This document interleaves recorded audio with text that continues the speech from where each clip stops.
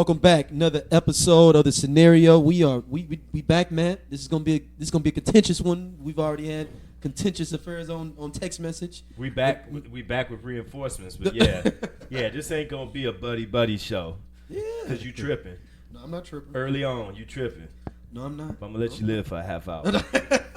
It's all good. We got one returning guest, one guest that has came on before. We got the masterpiece checkmate man himself. Also, when we first started out the show, remember we had the section of what you talking about on Twitter or Facebook? Oh, yes. He started it. We actually, it was grand opening, grand closing with him.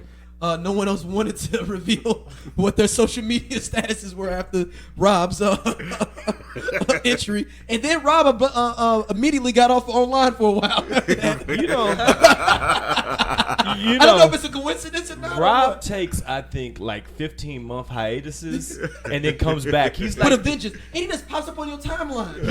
He's like the Prince of David Bowie of Facebook, where like he come back and he like a whole different cat. Like last time he was world traveler Rob, so he was like everywhere all at one time. And now he came back, and I looked the other day, he's got like professional pictures. He's looking out in the yonder. Dude. I'm looking like, damn, I wish I could see what he see. Rob also teleports. I swear I saw him on some, like, he was like, I'm in Vegas, and I literally saw him at the Shell. Like a couple hours later though. Like, and I was like, Rob, you just was like, yo, shout out to Vegas, and I looked at the clock behind you and it said 12 o'clock. How are you here at the Shell on Lucas and Hunt? Right. He's like, don't worry about it, I need some Black and Mounds. And then he got him and then disappeared and went because he wanted cheaper Black and Mounds. That's an inside joke for all y'all real hood people to understand. We're happy to have you back on the show and on Facebook, though, Rob. Yes. So, common sense needs your presence on that site a lot of the time. Yes. So thank you. Man. And then introduce our second guest. Yeah, man. We also have a distinguished guest today.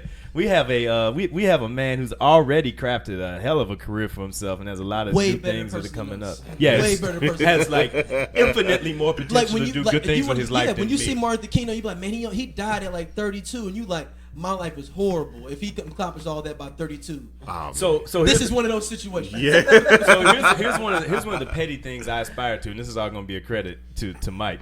Is that it's back when I first joined my fraternity. Well, our fraternity, three of us here, our fraternity, and I said there was a question you had to put in 3 people from your chapter who are notable people, like they've done something. You got to list them out.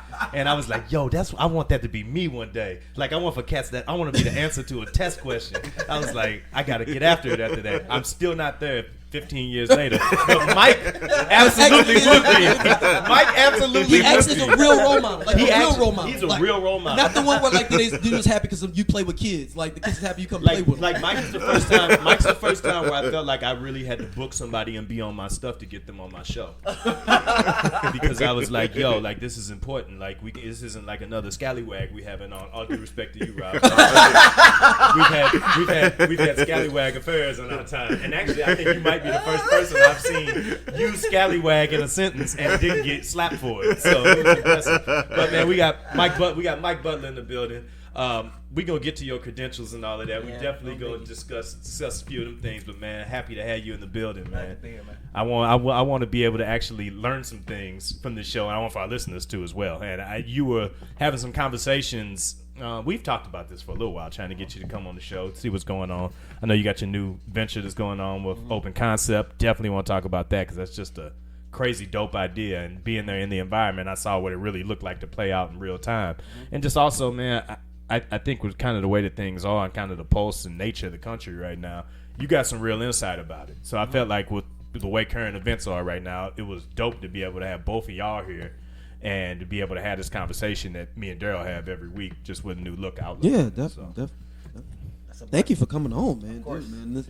Hope we don't bring down your area from being a good thing to something else. We just hope you We'll edit. This will be the first episode we ever edit. No. I gotta tell you, listening to some of the old podcasts, the ones you take before, I was like, I gotta read up myself. Shoot, I'm about to read a book before I come on with them. Right. Shoot, I gotta know what I'm talking about. We have a ridiculously long ongoing text message stream. It's probably the most ridiculous text message stream me and yours? in America. Oh, it's gotta be.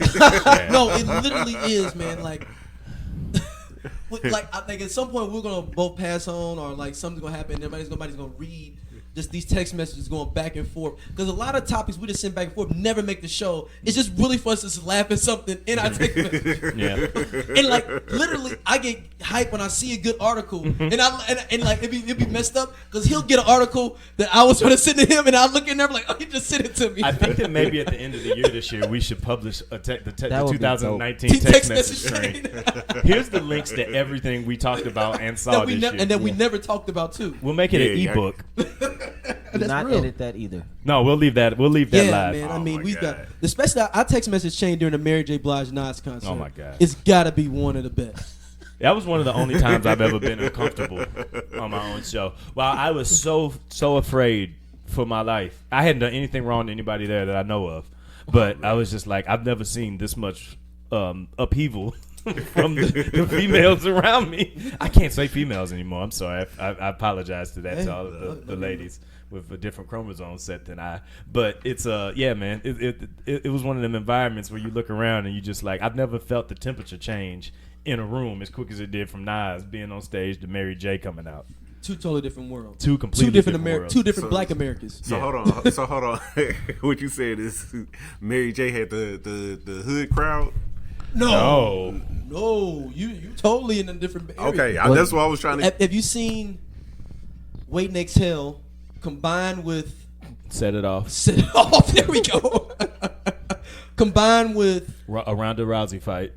and I'm trying combined with Deliver Us from Evil. Combined with A reality TV show. Love and Hip Hop Atlanta. Greatest hits. Love and hip hop. Also, greatest Real hits. Real Housewives of Atlanta. Yes, all that too. All that at the same time.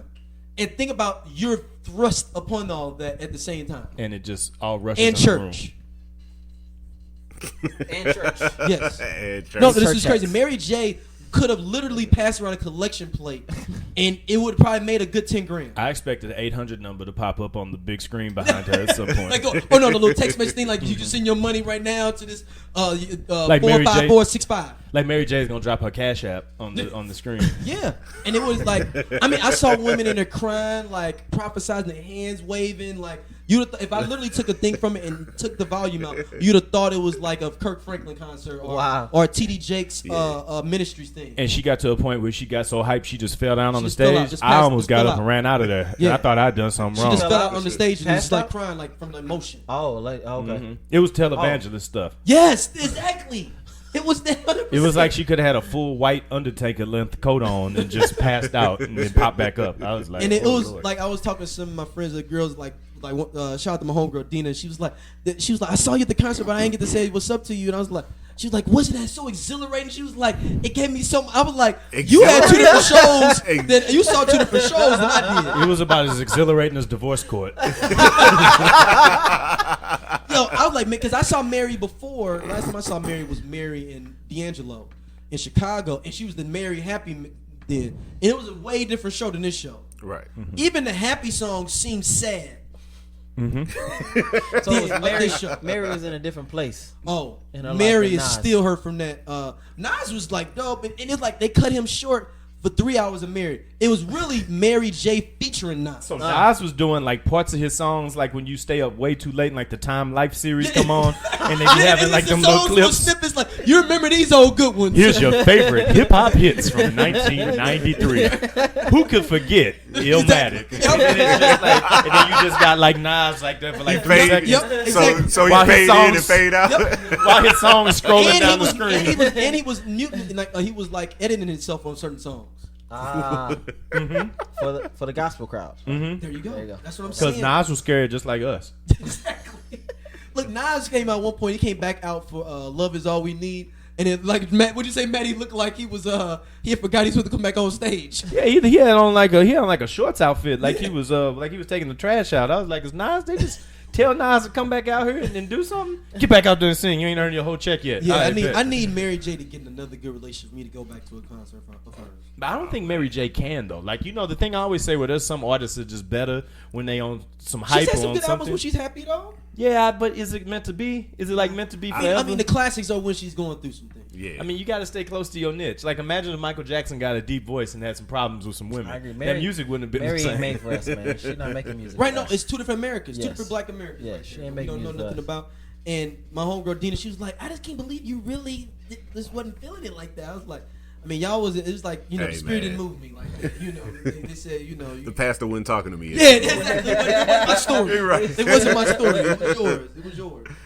But it was a man. You just realize how much pain is out there, though, man. Wow, man. That was the main thing. That's like when man said, like, yo, you felt like you did something wrong. No, it was pain. I'm talking about pain. That's what you felt. You make it seem like Mary J got that DMX crowd. Yes. Okay. Blood of my blood. I went to the DMX show in New York. I was in New York. I was in New York for work. I went to DMX show. That's how I felt during Slippin'. And I was like, man, dude, Slippin' is like, man, that song put me in a certain spot. It was like that's how they felt for the whole show. Though. I got 2 verses of Slippin'. They got a whole show. Like what's an album? 3 hours. Like an album, I think that every dude our age can relate to is Confessions. Yeah. To some part of it, maybe not all of it, but some parts of Confessions. There's something on there for you if you lived any type of. And if you haven't, keep living. Exactly. So basically, what you're saying is God help us if they ever have a DMX and Mary J.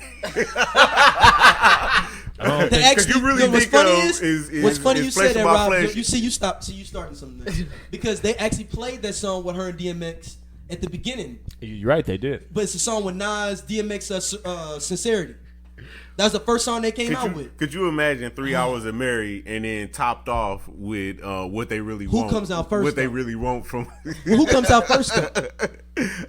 DMX gotta come out first. Dude, I'm telling you, if Mary J is on the billing, she is the prime person. She's the reason everybody's paying these tickets. Yeah, absolutely. Because I didn't notice. Yeah, people were not even hyped during Nas like that. Nas was an afterthought. But you got to think like that's how it always is. Even at like the Jay and Beyonce concerts. Oh yeah.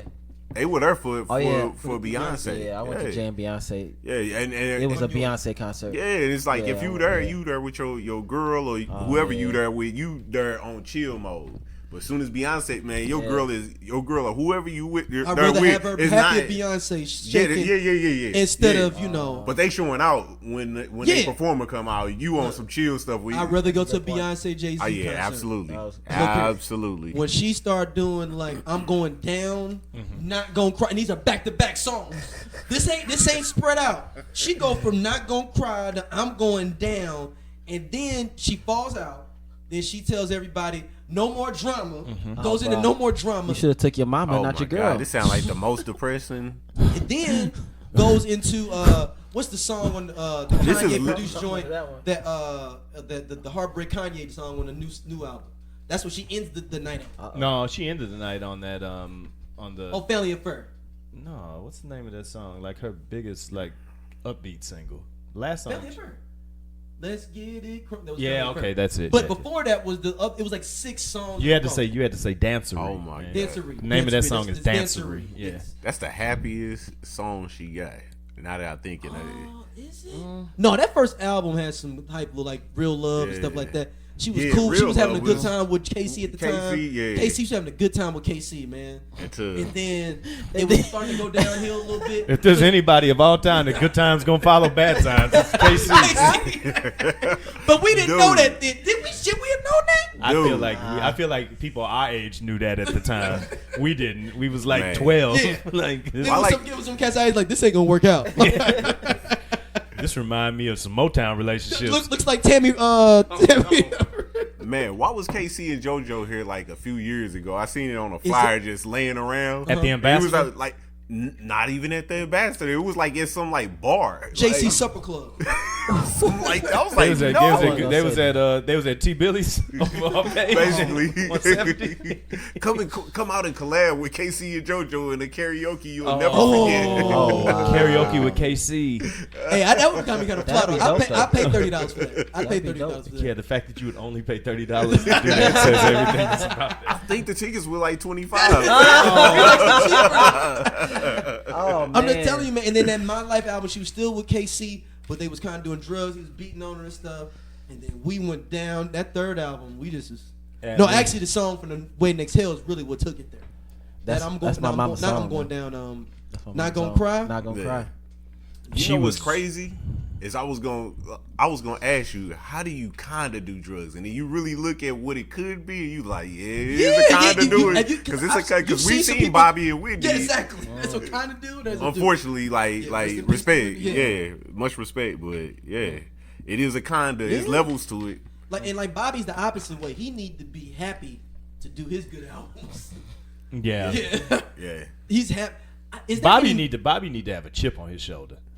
There you go. Bobby kind of like Pac. He got to have something that he I turned. Matter of fact, before we get to his emails, I just the other day I was sitting in a hotel room and I looked up the TV. I was like, "What's this?" Cats on here wilding, and I took a little second and looked. I was like, "Oh, this one Bobby Brown ran on stage on Bell Biv DeVoe." I was like, "I was the new edition." I was like, "This is High Mark's OC moment of all time right now." He's somebody about to get a heart attack, get shot at, and get a water hose sprayed at him. All at the same. That's 5 minutes in the life of Bobby Brown.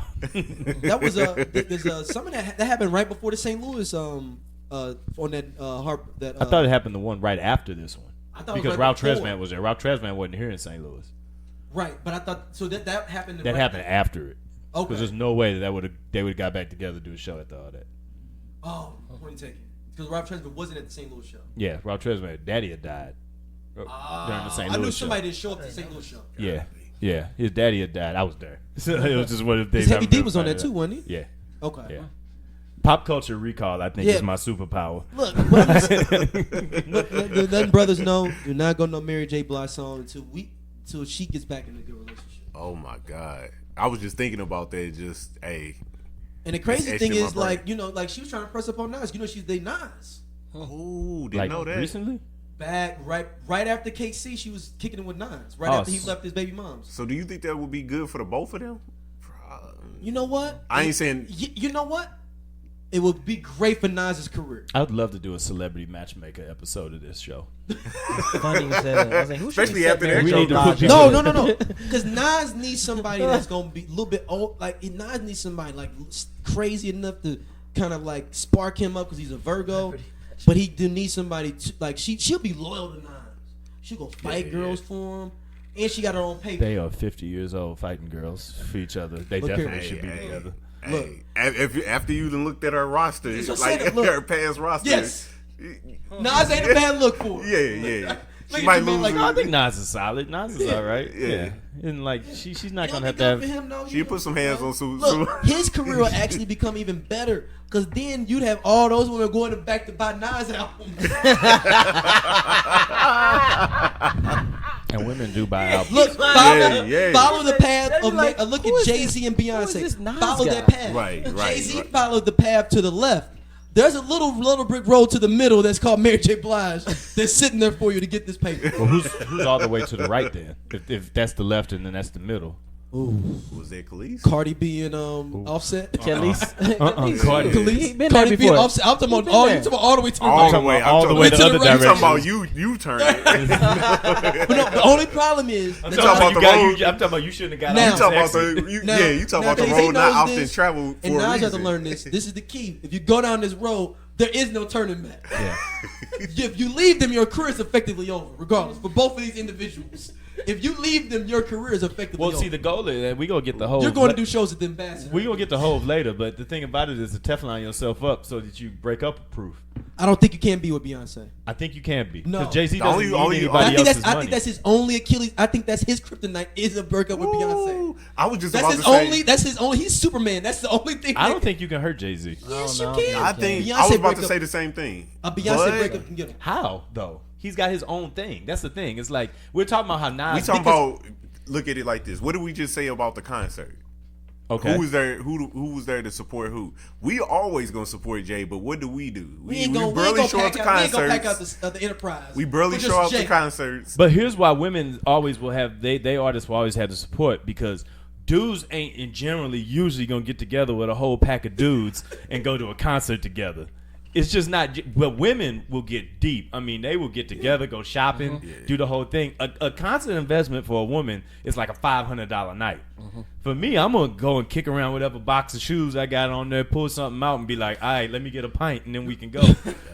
But I'm just telling you, his career. I think both of their careers were exponentially better because of being with each other. Yeah. Well, I mean, what relationship are you in if it doesn't make you better? Well, no, I'm some talking way or about another? like I don't think neither one of them could even. It's just like the trajectory. I can see Beyonce doing a whole career off of like Jay-Z ain't nothing and Jay-Z doing Jay-Z Supper Club, but having money though. I don't think Jay-Z can be taken back down to that level. That's Man, I don't think that Beehive is no joke, man. I see Jay Beehive coming back with a some CEO or Yeah, he can have with a a business billionaire. performing musically. If Jay-Z break up Beyonce, he gonna be with Oprah next week. You gotta be. Yeah. Now, I see him he going- gonna- if if come they back were- with an owner or some NFL owner or something. like if that. they were on the open market. I mean, the stakes Jay-Z's for everybody better. else gets lower. He's gonna get hated. No. But He's gonna gonna be get hated. hated. He's But gonna be hated. Beyonce's going. Anybody she gets with is gonna be a fall from that. That's the only Yeah, thing, though. yeah, Everybody is gonna yeah. be some dude she met at Jiffy Lube. I don't know. Like that's all it is. Some people got more money than Jay-Z. No. Look at Eve. Look, I was just about Look to at say, Eve. look at Eve. Yeah, Look but at that Eve. dude is You still ain't got no know- Jay-Z you- money. Hey, no. you right on that. Go He's a ahead. billionaire. He was already a billionaire, right? Yeah. I mean, I think he's got some meals, He but I was- know he's a no, no, billionaire. no. Hey, look at Rihanna. Every time they talk about him, they refer to him as a billionaire. Oh, I know he was the gumball challenge. Or whatever. I don't know. Rihanna's That's dude, all I've heard of. Rihanna's But, dude is what, like an oil cat or something over there? Look at J-Lo. But it's a gang of Look cat- at both like- of them. Yes. Like Ultimate reclamation project. so think about it. Like look how far Those are ladies. Beyonce Those aren't Beyonce guys, has though. been raised up. She's basically at the Michael Jackson level. So you telling me cats in other countries wish that they could be with her? So man, Yeah, this but I cat's mean, waiting for it. So it's like Beyonce is the she's never put it this way. She ain't gonna never have a dude. It ain't gonna never be She gonna somebody get with as much money, with as much swag. Is that she gonna get with and as Genuine much after street, this? She gonna get street with Genuine cred. after It's this. either she gonna be No, it's Genuine. Right. It's either Cause she gonna be able to control him and be like, he gonna look. That would be he, great he for gonna be Genuine's like, he gonna do career. that pony on the beginning and the end of the show. That's the only song. That's the only time you That's gonna what see he her. got. Grand At the opening, beginning and grand grand closing. That's gonna be the up and both sides of it. It's gonna be Genuine pony at the beginning, and then they may give him a little differences in the middle to kind of break up the show. Differences. Let him do one little slow I'm track trying and then to- bring Beyonce out. I think you've opened up a whole new can of worms. That's the biggest fall off you can have. Jay-Z to Genuine. Look, she better They'll control be him. on the, he'll be so he'll come on there. That won't be the only time you see him, but it'll be the only time you think you see him. Exactly. Because he'll be a backup dancer too. Yeah, Like exactly. he won't be the stage. He'll be there. He'll Matter be of fact, she shadowing might around actually somewhere. remix the album. It might be Beyonce's new version of Pony. Oh, no. And just take his song. Has She Pony will got overshadow remade his yet? song. Yes. He'll be Yes. overshadowed on his own See, song. that's when you know you Yeah, old. yeah. We about to go down a whole nother path. I'm not gonna go down right now, but when songs like Pony are getting remade, that's when you know you old already. No, bro. When songs like Lil Jon getting remade, you know you really old. Yeah, Man. yeah, that's Yeah, heard. That's kind Golly. of What we got for emails, yo, so we can get into the fucks and evening's everything. affairs. Yeah, but then shout out to Genuine, man. Just wait a little bit, bro. Just wait a little bit, man. Beyonce gonna come down to you now. They said, they said he's only worth 50 mil. Dude, Eve's husband only worth 50 mil. Okay, all right. But still, that's Only not, let's look at $50 it. million. No. Look, 50 million ain't nothing to slack at. Look, I'm just saying. Yeah, I'll take it. Yeah, exactly. But no, Genuine, man, this is a public service announcement for you. You're not gonna be able to tell anybody that you actually are with it though. That's your back. That's the only thing is that. That's So you basically say he's Safari. yeah, I mean, yeah, you know, like, 'cause you ain't gonna be able to tell nobody. Like, yo, if I walked in there, it's like, yo, man, I'm kicking with Beyonce. Though. Would not. It's almost like a thing of like, you could actually be kicking it with me, and nobody would still believe me, and it'd be like, you can't tell nobody because nobody's gonna believe you anyway. You know Clark Kent is Superman, right? Him? Yeah. No. No, and Genuine's in the same boat with me, so that's what I'm saying. And they wouldn't believe you anyway. It'd be like, I background dancer. I open up the show a Pony. I end the show a Pony. I never leave the stage. You ain't with her, man. Whatever. She doing community service, man. That's part of the whole initiative for R&B singers. trying to bring helping your R&B career singers. back. Hey, never be the community Respect to service GUI. portion of your relationship. there's the thing. If you look like the reclamation project, it's gonna be somebody that's scoping your gal, trying to make her be the person that's got the day off. Don't ever be the community service portion of your relationship. Oh my god. Period. All right, let's jump in these emails. This one is from a lady. This is Patrice. She says, scenario, your last few shows have been mostly hilarious as hell. I found you all on iTunes. Keep doing what you all doing. My question is, for the female crews, how do you all really think these would be broken down? My second question is, are there crews that can be intertwined between men and women? How do those go within couples and friends? Because I know there has to be a social dynamic associated with that as well. You brothers are very intelligent. Keep doing what you all doing. Shout outs. All right, man. So we were going over this. First of all, I appreciate that email. Appreciate you checking it out. I always appreciate our lady listeners for getting into the mix. And viewers, lady viewers and listeners. Let's see how long you stay, but it's fine. But yeah, because this answer could change that. But we were just going over, what it looks like for a crew with Mike and with Rob, and giving them kind of what our dynamics are on that. So just as a brief recap, in a male crew, you have a superstar, a utility man, a wheel man, a negotiator, a henchman, a street soldier, and somebody who's happy to be there. The happy to be there guy. He plays a role, but he's there. So our theory when it comes to lady crews has been that, number one, they are much smaller, but they're also conglomerates of other crews that have pulled together. I believe that a standard lady crew can be no larger than 5, but no smaller than 3. Because women don't go places by themselves. Nope. And having 3 is a comfort level, but 5 gets a little bit too messy to get up over that. So you gotta have that. I'm gonna give that answer. I'll give my answer to it, but I'm gonna give it to y'all. What do you, Rob? We'll start with you. When it comes to a lady crew, how do you think that breaks out? How have you seen that manifest, at least? Man, you talk. It depends on the atmosphere. Because if you're talking about going out, that's a whole different dynamic. If you're talking about like the support, your real friends, or what you see on, I don't know. It just depends on the atmosphere. Mm-hmm. So if you're talking about going out to a club, it's always, I guess what we was talking about before, like the superstar, the person who thinks they the superstar, and then you got the mediator between the two. You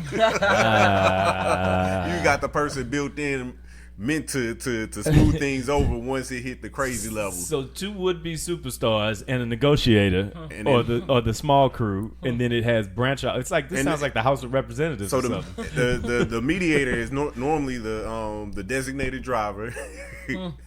So when the person that thinks they the superstar has one too many margaritas, they can take care of it. Yep. Because I will say this, that I think there is a lot more responsibility in a lady crew than there is in a dude crew. Women have to look out for each other and tend to look out for each other a lot stronger. Because your homeboys lead you some places while pursuing said lady crew, while they're trying to figure out what part of the lady crew they can work their way into. Your homeboy will leave you for a couple hours. Yeah. Or a night. Yeah. I had my homeboy leave me one time with a Halloween costume on and no keys and no wallet. And I had to figure it out from there. And you guys were still homeboys. Yeah, we still boys. That was the lady crew right there. Exactly. Oh, that's a heat seeker. Yep. That's it. Yep. The drama, it takes a lot for a dude crew to truly get just stripped apart and broken down. But I feel like the lady crew could. It's like watching the New Edition movie. I would say, I think, and I think about my wife, and I think women have multiple lady crews. Number one, probably for different scenarios.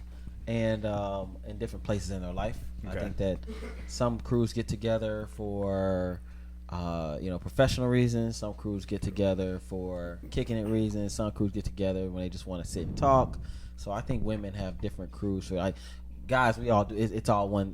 It's all one big crew for one thing. Like we all, we don't want to be left out. So we ain't gonna let nobody out. But I think a lot of women are sometimes like their alone time, so they're okay with switching crews or having not being left out for certain things that they know they're not interested in. So no, I can see that for sure. And I guess the second half of that question was about intermingling crews, women crews and guy crews.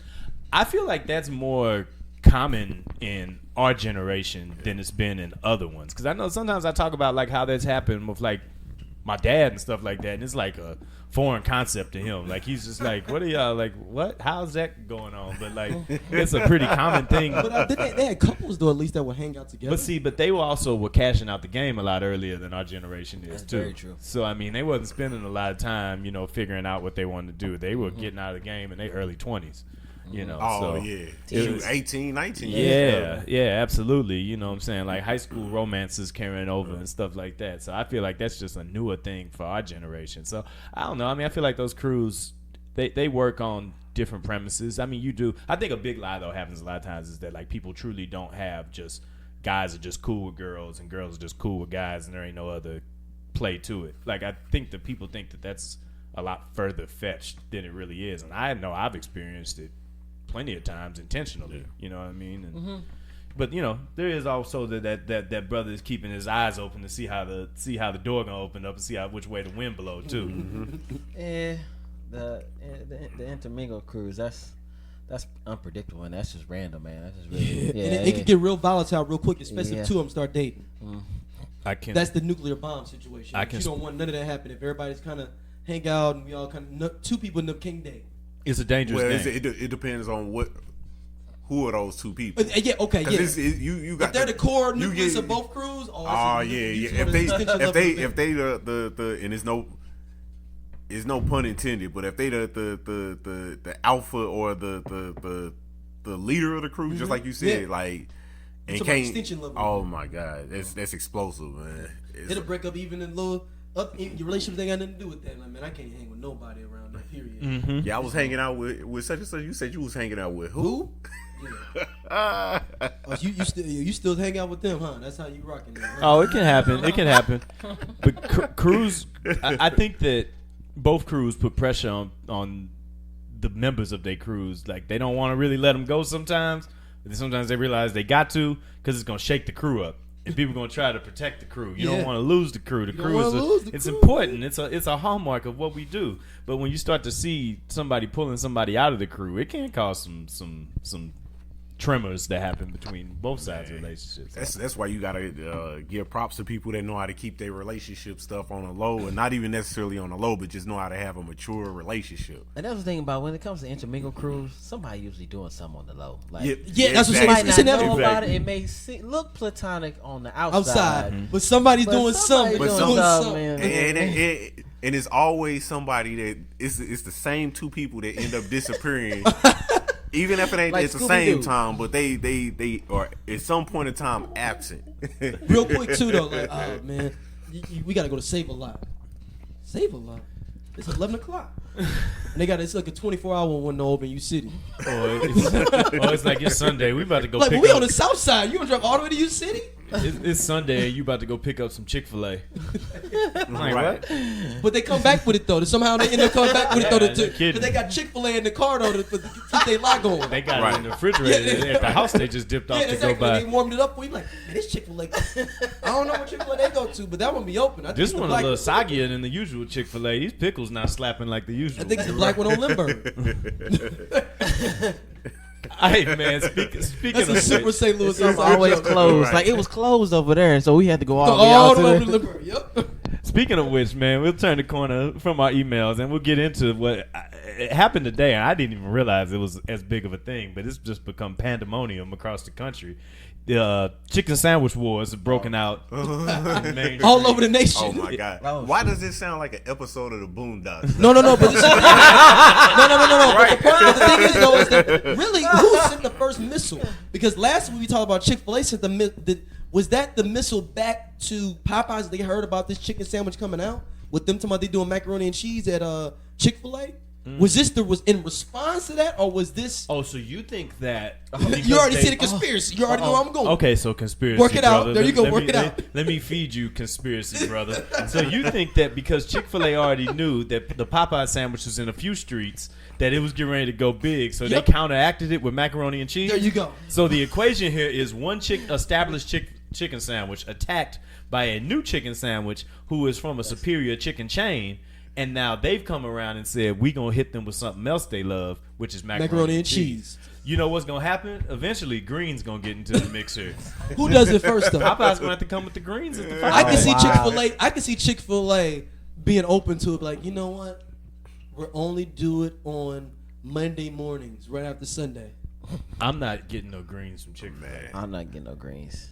They got mac and cheese at Chick-fil-A now? It's coming. It's coming. You know they saving that spade. Oh, it's a spade that they saving that everybody knows. Yeah. It's like the elephant in the room. Like when things get really bad, they just gonna open up on Sunday and slap that spade. But the only thing is, though, this has been a war that's been this has been a Cold War brewing for at least, it's a whole article for like 15 years. See, I feel like the CEO of Popeyes was sitting in like a Dr. Claw chair with the TV screen and was just like, release the sandwich. No. But it was really been like Original and spicy? Both of them. and Cajun. And I was about to Cajun say, spice. hey, just You had the seasoned, sandwich, haven't you? marinated in Cajun. I'm gonna sparkling. cop it this week though. I'm gonna cop it. Have y'all had it? Who's had it? I haven't had it. man. Dang. See, this is the thing. I believe I was an article talking about because KFC was their main competitor for so long, and they got them up out the. But did you hear about what they did though? KFC? Yeah. What KFC? See, they went with the welterweight approach in this whole thing where they They dropped. brought back the double down. No, that I think that the FCC ruled against that. That they dropped the chicken sandwich with the Cheetos on it. Oh. On some Who complete- would ever thought that KFC was not the hood chicken before? They When we was just kids, that was not the hood chicken. no. Absolutely not. Churches. Is But held I that think crown churches down may for be better than 25 KFC summers. right now though. I wouldn't know because I don't go to either one at this point. But I mean, I haven't had one. I'm just Yeah, thinking they it's so still like they that's like Kmart being better than Sears. You know, it's all two one hand. I don't know how to get It's this. both two struggling organizations. Like, I This think might sound so cliche and so predictable, but I definitely want some chicken now. it's up in you. And I am He said, I'm going after this. 98% vegetarian at this point, but right now, right after we get done, I am making a beeline. To that Popeyes for that Real sandwich. talk. But no, we have ruined our it's first a life of the small evening. Look, it's like a little Cold War. It is. And now it's home. I can Because see it. they literally said, we're in your market, Chick-fil-A. What's up? It's one of the foremost. It's one of the foremost come at me, bro moments of all time. Dude, Like now, this is the smart. biggest thing. They come out with that mixtape next. This is the most aggressive thing since Hardy started frying chicken in like '96. Dude, Hardee's had some good chicken. See, look what it did to you. Look Oh, what yeah, it did good to you. chicken. But you know what's been happening though? This has been a year of people getting egregious, and I'm gonna show you who the undercurrent insurgent is in this whole thing in a second. Taco Bell started having fries. Yep. And it's like, yo, what's going on here? Why Right. is this happening? Like, what's going on? Pizza for the longest started dropping wings, Right. which then gave birth to something like Wingstop, and then Wingstop started getting chicken fingers, and then Raising Cane's, and all of them said we just gonna be specialized in it. And then you got Zaxby's and all of them coming with Right. the sauces. Oh then my sauce God, became a Zaxby's big so thing. fire. But there's been one undercurrent that's been happening in this whole thing, who've been moving and shaking and living in all these worlds while this has I been think I know happening. you're gonna talk about. It's Jack in the Box, dog. I was gonna go White Castle, but hey. No, White Castle, but you know what? Go White ahead. Castle's tactics. Castle's- No, go into White Castle Yeah. because White Castle's tactics have gotten aggressive too. Very. Yep. What, so you basically looking at World War III. Here's my thing. While we So like White Castles is like Japan, like they've been armoring on the low. Like they've been White Castle. they got all kind of missiles. Like, damn, Japan got missiles. I forgot another shot that happened. Burger King started selling tacos, which was coming coming into Jack in the Box's yard. Yep. But Jack in the Box been doing some egregious stuff on the low that people been missing. So what is Jack in the Box do? Man, they got a pita pocket. Oh, no, the pita pocket. They had some pot roast for a little while.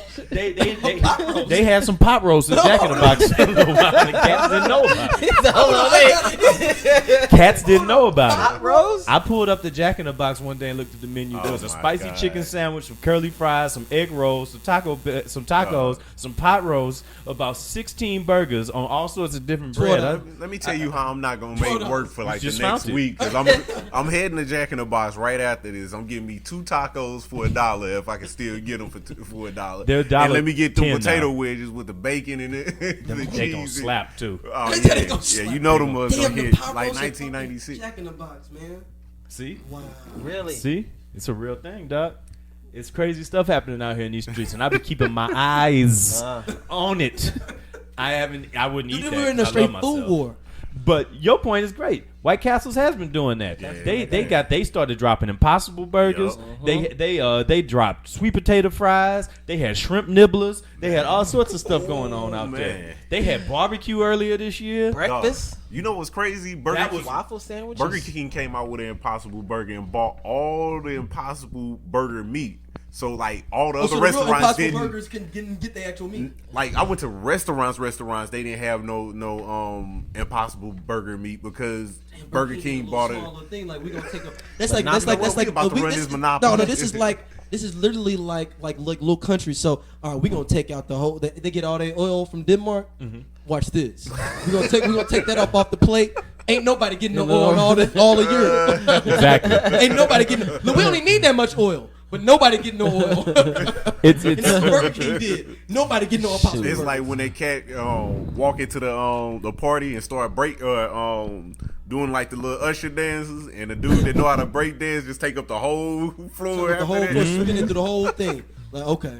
Shout out to Barrington Gates' little brother. That he's the one that would do that at Lola all the time. Oh, yeah. He would take over the dance floor. Catch somebody would be like, "Oh man, I'm doing my little thing." Then he start windmilling like, "Oh shit, man." Y'all need a drink? The That's only- my- Right. The only people who have doubled down on what they do well in this time and just said, you know what, we ain't getting into all that. We just McDonald's? gonna do McDonald's is McDonald's. They just operate on a whole nother level. They do. McDonald's does ridiculous stuff on the low and you just accept it. Like I'm not even worried about McDonald's getting because they already had the chicken sandwich. They'll bring it back this fall, the Southern style. It'll be back. Oh, did the McRib The McRib is McDonald's go-to power play. Yeah, but And the Shamrock. But that's seasonal. Yeah, and the Shamrock Shake. That's seasonal, right? Yeah, they just balance all these different things out. But Wendy's just say, you know what we gonna do? Yeah. We gonna give you a lot more food for like $5. So you can pick between like seven. You can pick between like 7 sandwiches. We gonna drop these spicy nuggets on you. And they dropped the mixtape on y'all too. They put Steak Y'all and hear Shake that out of Wendy's business, mixtape? Doc. You hear that Wendy's mixtape? No, I didn't. Where they dissing all the different other brands? Oh, I gotta check this out. It's dope. That's it's for real. like This some is a real Spotify, thing. It's called Rest in Grease. Oh, Y'all laughing. I'm dead ass serious. you gotta be lying. Dude, hold No, on. he said, Hold hey, on. hey. Hold on. Who's on there? What It's artist? a girl. It's rapping. It's Like Wendy. It's Wendy.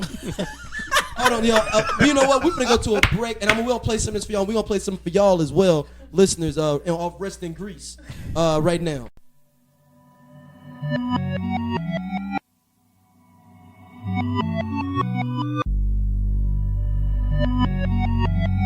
You gon' get that work. Red hair with some pigtails, better check the score of these meals sell. Now that's better, I'm so clever, my bar's chilly, better grab a sweater. You block my tweets, can't squash the beef, then you check my feet and your eyes swelling. How you love that? These straight facts, tryna take the swag, but we don't want it back. I'm a boss chick, and they hate with that, but we tried your food, where the flavor at? You number one, that's A-Joe. Why your ice cream machine always broke? Why your drive-through always slow? Why your innovation just can't grow? It's Queen when you need to say mo. Nope, that baconator go crazy. That spicy chicken go crazy. You can take a fry and dip it in a sauce and still be so tasty. Them little tweets don't face me. Nope. McDonald's be so lazy. Why? I know the reason you hate me, cause I'm fast food's first lady. It's Queen Wendy up in this thing. Y'all can't beat us serving them things. Y'all too chicken for this beef. I'ma leave you resting in grease. Nuts for Carter retweet. Boy, you know you can't compete. On top of our game and watch us. See, there's no stopping me. Flex. Red hair with my pigtails, fast food's first lady, you cannot play me.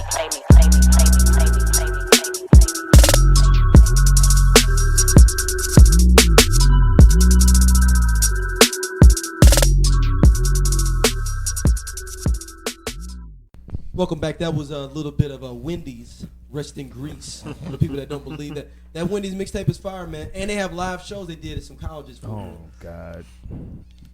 I hope they gave to the community. I could use I think some it was Wendy's free. in I think it was college. free. I'm just talking about bring some sandwiches out there or something. If you're gonna do it at a college, don't show up at a college and do anything and don't bring food. I didn't go to anything in college that didn't have food at it. Nothing. There was nothing. They brought greasy. Class sometimes suffered because of that too.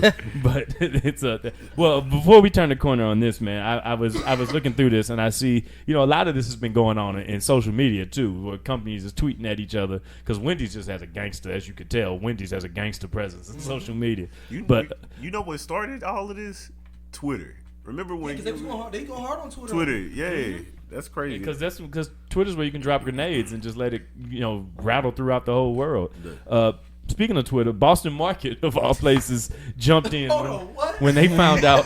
Boston Market found out that macaroni and cheese was coming to Chick-Fil-A, and they said, "Customer, can I get something like Boston Market mac and cheese, but mediocre?" Other guys, my pleasure.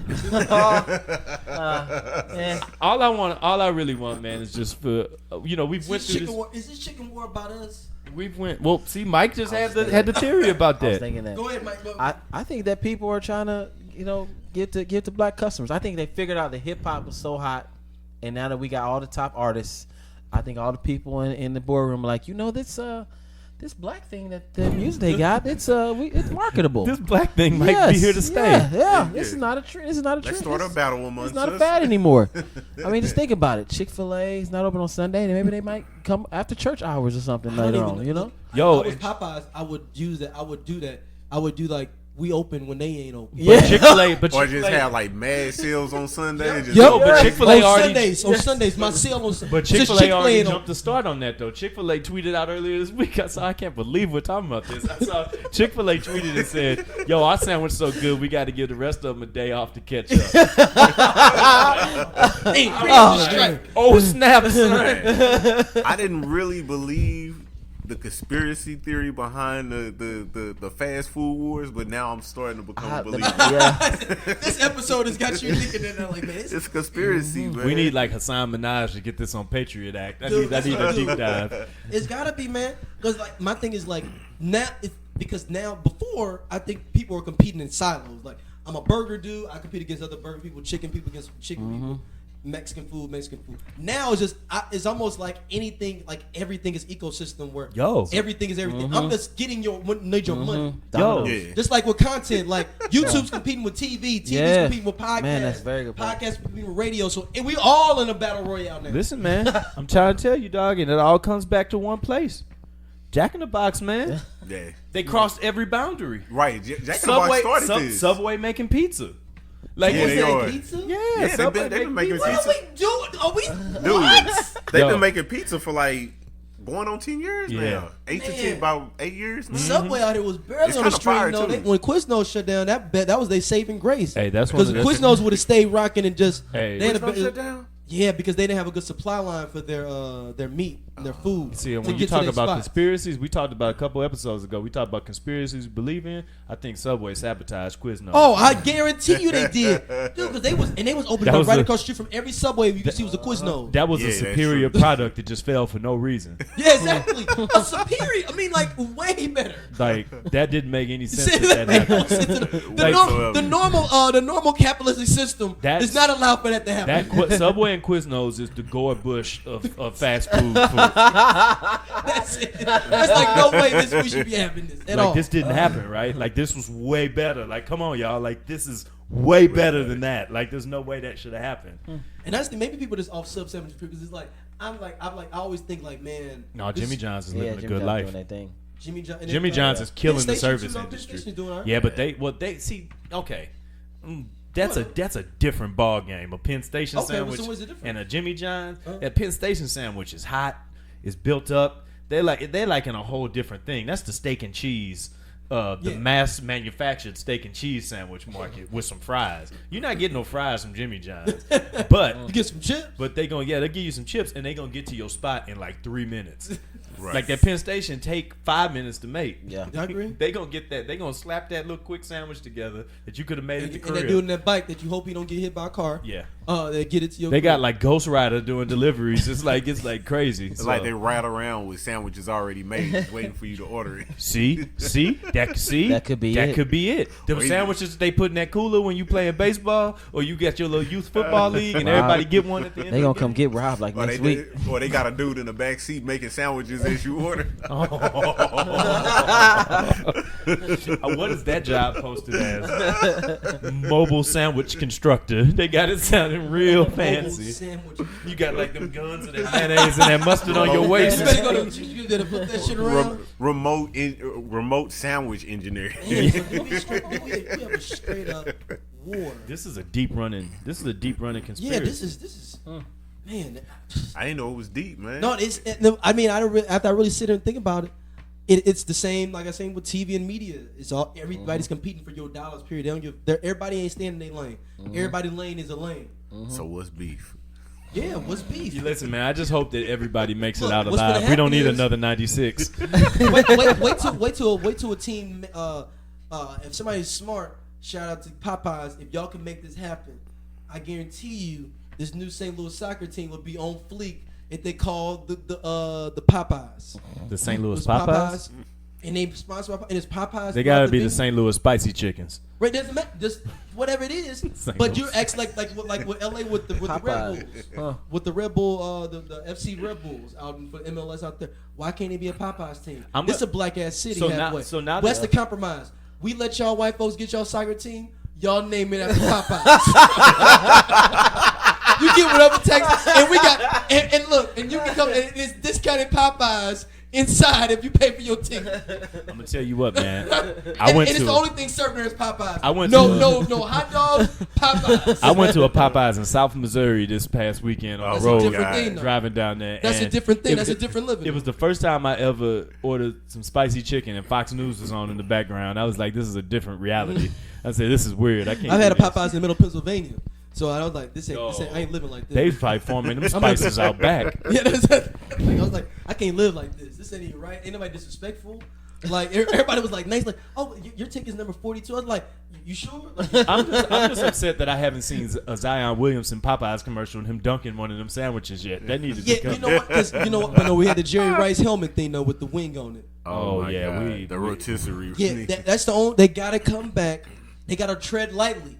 Chick-Fil-A can really go against their bow though if they wanted to go the high road on them and like, oh, we just better than y'all on this level. They gotta bring Chick-Fil-A down to their level though. If I was Chick-Fil-A, I would go get Zion Williamson to be endorsing mine. Yeah, I agree. This chicken's so good, I don't even want this homegrown stuff, and then have him dipping in his Polynesian sauce. But that's the only problem is now you got them. You got your New Orleans can get some thugs though in New Orleans to get with you though. Wait, you think they gonna get Zion Williamson knocked? Look here, man.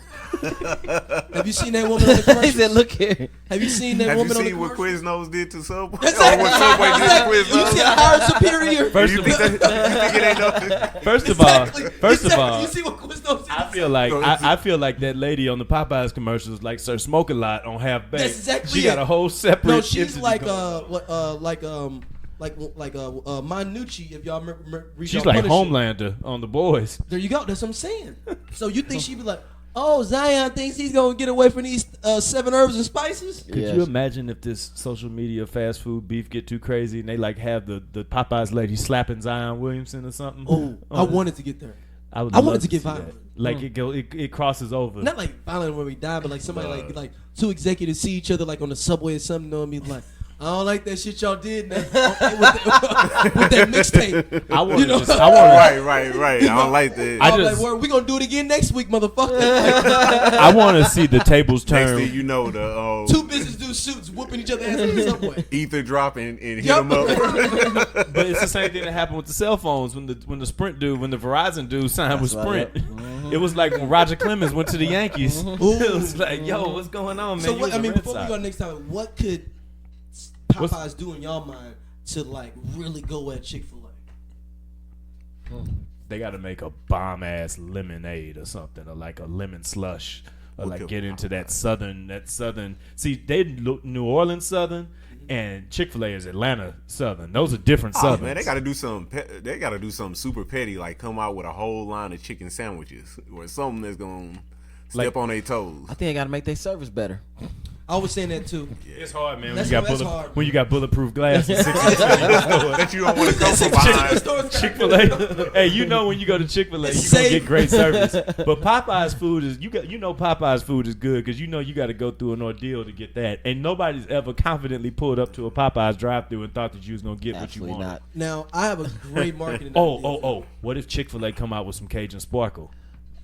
Yeah, call it like down south, Chick-fil-A can down get south Popeyes loving or something. way too My much thing the is, other way if I around. was either one of the brands, I would do pop-up food shops next to their businesses. Like whatever, like rent out like a spot, like a empty space there, and like give whatever leasing person like, here go $3,000, and then let everybody know we got a pop-up spot on Page right next to this Popeyes over here. Chick-fil-A on Page, Chick-fil-A bro. on Page only for 2 days. Man, I would like go into Chick-fil-A and buy like 300 chicken sandwiches and then have people buying my sandwich next to theirs. Like, which one's better?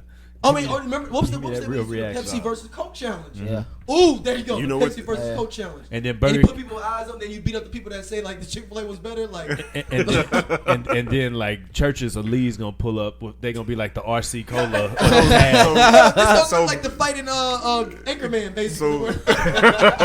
So- That's exactly what this is. So basically, what you saying is it's gonna get to that point. Then it's gonna get to a point where they have like trucks, and they doing for real Food trucks. drive Oh, by man. food trucks, and No, they doing I'm for dead real. ass. That's what you Yeah. need So to. so I'm they telling you, so man. basically what you suggesting is a drive by serving. Yes, because so even giving people more history. So Southwest, when they first came into the game, American Airlines was like they were so petty. They had everything in Texas locked down for just all the Southwest was doing was just Texas flights. That's all they did. It was just, Wow. but they were commuters, so they go Dallas, San Antonio, Houston, Austin, and I think like up to the Panhandle. But they were cheap, so they came. It was like $15 flights each way, and this in the '70s. And keep in mind, you used to get lobster plates, all kind of shit. Flights were like a big deal back in the day. Like that, this shit's dumbed down now. You would have it popping. So what Southwest did said, you get a bottle.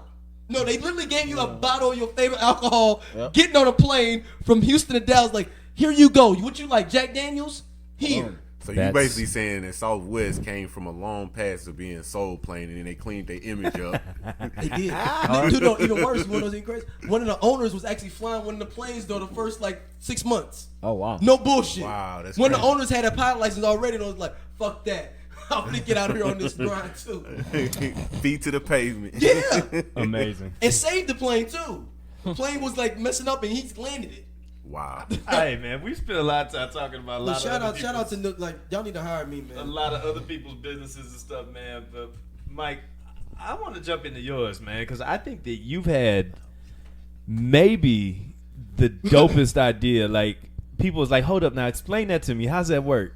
And I was like, "Man, you got to go see. You got to go check it out." Like, because it Thank sounds you. too good to be true, man. But tell us about Open Concept, man, because and like how that came to mind, like what it worked out, like you know what I'm saying, like how that just like walk us down that, because this is an incredible idea and experience there. So Open Concept is a bar where the bar is always an open bar. The bar is always open. You don't pay for drinks in our space. You pay for time in the space, and you can drink as much as you can legally handle. So pretty much as much as you can drink. So This is that new New York shit though that they've this been is, doing. this is that. So there isn't a location. So it's technically. Is it a West Coast thing? I saw an article about somebody doing that. Was So it West Coast? it might have been me. I haven't seen. I've looked all. This I've was looked the first- far and wide. I have never seen anything. So the only thing close to ours is a mix in a all exclusive resort with a draft cocktail lounge. Okay. So the idea came from really I threw quite a few events, fundraising events as an elected official, and all of my events. You're an elected official, you have to have an open bar. People come give you $100 check, $500 check. They want to drink for free. And It's like a mini wedding. it is pretty much, Entire much, and except your parents not paying for it. Your Bingo. your sugar, your what you call a political sugar daddy or something's paying for it. So, what I found out is that I wanted to get away from taking so many big checks from corporations and lobbyists, and wanted to just throw parties for my friends, and have my friends spend $20, $30 to come to a party, and we threw quite a few successful ones. And we couldn't find a venue that was perfect for it because we couldn't find venues that wanted to make money off their liquor or would let us bring our own food in. So we had to find venues that in a nice place that our young professional friends want to go, that we could bring our liquor and bring our own food in. So we said, hey, we're gonna start our own. And what Open Concept has turned into is not just a bar. That where you purchase time, but it's also a technology bar. So everything is done on your cell phone. So you order online on our website, openconceptstl.com. You order your hours online, and then we send you a confirmation. Use that confirmation to go to the bar, and you'll end up eventually scanning a QR code that starts your time and lets you know, and has a time clock that lets you know when your time is up. And you scan the QR code every time you go to the bar. It's where we can track your drinks, but also you can track how much time you have left. So you get a text message say your time is done. Started. You get a text message say your time is done, and everything's done through your phone. You can re-up on your phone. You pay through your phone. You re-up through your phone. You give us feedback on your phone. Everything is done through technology. most bars are all cash bars, or mostly like 90% cash. Or 90% on debit and credit card. So I remember those times to go to free times parties and I didn't have cash on me, so I had to run around the corner and go to the ATM. And if I'm paying for my friend, I gotta take $60 ATM and pay the ATM charge. Not open concept. You can swipe right. You can on your phone. You swipe right at the hostess stand, or you can purchase it online. And it's kind of like the evolution of what money is right now. I mean, really at this point, like I left my wallet somewhere, you know what I'm saying? Mm-hmm. I was like, man, I eat lunch, I gotta do this. And I was like, I don't have to. Like, I can literally send money to myself from my account without even having it there. So it's like when you're sitting there, it's like really living in the virtual age with a real tangible product, like in real time, which is crazy. Like that's just like I had to go to see myself. I was like, I need to just understand how this is gonna work, and then you get in there. And it's cool because it's a kind of like a commuter environment. So it's not like a place where you're going and you're sitting like forever. I mean, you can if you want to. You can. But if you don't want to, you stop in, do what you're going to do, and then you just keep going, too. Like, it's really dope to see how much the room changes and moves around at the same time. Very true. Too. And then how diverse the room gets from time to time. We want to be the premier pregame spot. So, you had the house, you got a bottle. You pregame with your folks. You can do that open concept from 4 to 6. The game starts at 6, 7 o'clock. You watch an NFL or a college game or any soccer game early in the morning or late at night. And then we got you for 3 hours. And you can't. Now, if you're watching a game and you're having beers at wherever else you have, you're gonna spend more than $30 easily. So 3 hours at open concept is $30. Whatever. As much as you can imagine how much you can drink in 3 hours. So you're gonna have a great time in 3 hours for $30. What made you come up with the concept? Well, maybe so. Like I was having events, and I just couldn't find the right space. But also, I was intellectually stimulated by. I was like, I wonder how this will work out. This is something that's different from anything that's been done, and it made. I always want to own a business, and my dad's a business owner. My dad's been an entrepreneur since I was a kid. I really wanted to. I have a business degree. I went to school for business. But you want to use exactly. Business. So I thought it'd be I actually had another business idea before this. I had a mobile app that's a food ordering system that allows you to find meals based on exact price that I'm actually still working on. But this was. I wanted to learn the restaurant business a little more too as well, and the business that I was going to support on my mobile app. And I got so deep into the bar and restaurant side that I was like, "There's a lot of money here. This is, my idea. I got your percentage up on alcohol is ridiculous. I mean, it is. It's amazing. It's been so. The other thing in my former life, I was a liquor buyer, right out of college. So my part of the back end of open concept, my expertise and my knowledge in handling liquor inventory in a past life has been very, very helpful. And one thing we do open concept, we control our inventory better than any other bar in the city. I would venture to say. I think the thing that's dope about it too is how much of like the local flair you put on it too. So it's like when you go in there, you're seeing brands and things. Like I saw like things with like vests and different things in there, and I was like, and you got like, and you got, what I'm saying, and you've got local beers and all stuff. All our beers are local. Four Hands, Earthbound. We don't have Earthbound yet. We're getting Earthbound. Four Hands, Urban Chestnut, and Civil Life. So yeah, really want to support St. Louis. There's a whiskey that's being really released by Luxco called Ezra Brooks. Very much similar to a Jack Daniels. It's a dope whiskey. We're gonna be releasing that for our grand opening, and then of course we're gonna have Pearl. Our vodka is we had 3 olives as our last vodka, but Pearl, a local brand, is something that we're really but so. Well, the other thing about open concept is that we're a test kitchen. Like one thing we learn about customers is that I bought a whole bunch of vodka and a whole bunch of cranberry for our first soft open, because I was like, everybody drinks vodka and cranberry. People gonna come in, they're gonna drink vodka and cranberry. But what people really loved was our specialty drink, especially our one called our Lou Juice.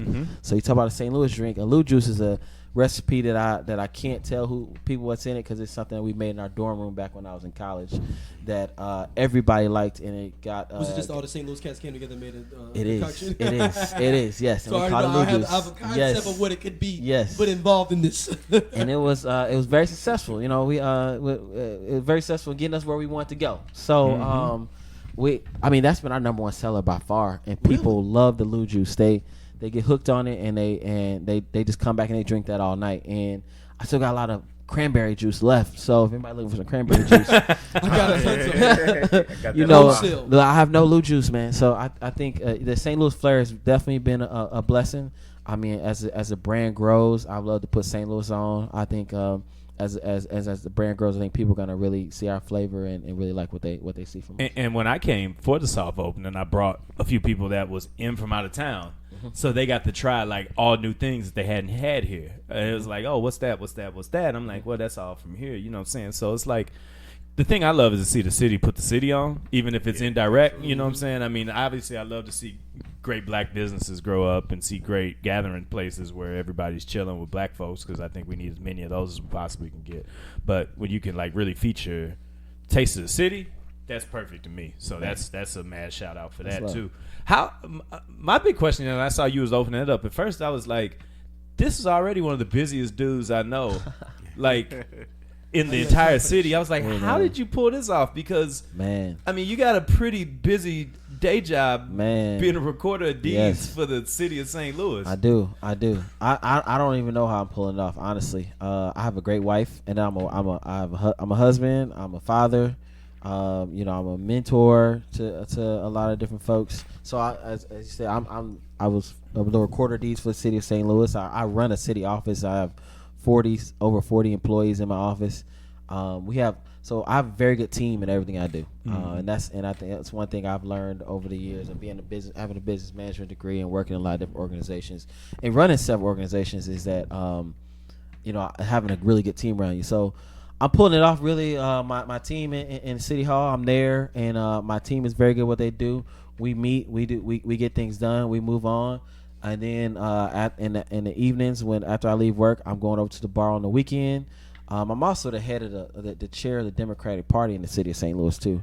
That takes quite a bit of my time on weekends as well. That I'm flipping in between, but I have a good team on that as well. So, I think God is preparing me for something. I don't know what it is. I know that prior to the idea was that maybe I get out of politics and I wanted to maybe have more time and have a weekend bar to where I can I think there's nothing better in life than to be having a good time when everybody else is at work. No better feeling than like running errands on a Tuesday. You know what I'm saying? Yeah. So I'm really interested in that life, but now it seems like I'm being prepared more to the fact that I don't really have a life, and you feel a calling, though, right? I feel a calling, but I feel like the call. My desire is to work 30 hours a week, but my calling is leading me to work 80 hours a week. And I have a good wife who is very supportive, who comes to work with me every now and then, who likes to help out with the bars too, and finds time I make sure I'm at home every night though. That's my biggest thing. To be home with my wife and daughter, whether it's 5 o'clock or 9 o'clock. I gotta be home to see them to sleep. I hear that, man. That's the way. That's the fight, man. I think that's everybody fight at this table. Is to try to find a way to pursue what you love and let what you love drive you. But at the same time, be with the people that you love. Exactly, because what one isn't good without the other. Oh, you're right. You know what I mean? You got to be able to have both. I noticed. I felt like, and I mean, Rob, I know that everybody at this table is super passionate about this too. Is that it feels like these are like particularly contentious times. I mean, whether it's cultural, whether it's political, I think that the lines between the two of those are probably as blurred as they've ever been in my life, for sure. Because I feel like one almost automatically impacts the other. But I noticed, man, that for being an elected official, that you really were like, hey, you have a diverse set of people that follow you on social media, and a lot of different people that over that time have, engaged in the things that you put out there and the message that you have. And it really intrigued me the way that you were kind of taking things to task about some of the topics that are out there. Do you feel like as a African American elected official and also as a young one, how do you feel being in these times and kind of where things are and kind of what your dual responsibilities are in that role?